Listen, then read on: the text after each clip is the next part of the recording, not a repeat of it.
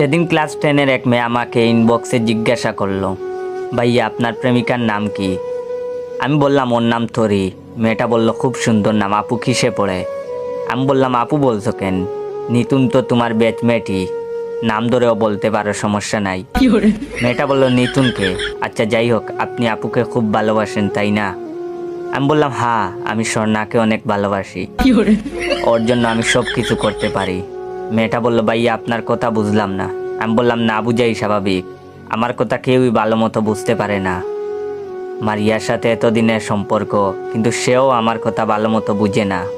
মেয়েটা বলল ভাইয়া আপনি এতজনের নাম নিচ্ছেন কেন, আপনার প্রেমিকা আসলে কয়জন? আমি বললাম আমার প্রেমিকা একজনই, তার নাম অর্পা। মেয়েটা বললো তাহলে তোরই নিতুন, স্বর্ণা, মারিয়া এরা কারা? আমি বললাম এরা সবাই মিফতাহুলের বন্ধু।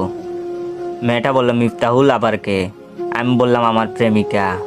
মেয়েটা এবার বিরক্ত হয়ে বলল আপনার প্রেমিকার নামটা কি দয়া করে বলবেন নাকি বলবেন না? আমি বললামই তো, আমার প্রেমিকার নাম তিথি। মেয়েটা বলল আচ্ছা ভাই বুঝছি সব, আপনাকে জিজ্ঞাসা করাই আমার ভুল হয়েছে, আর জীবনেও করব না।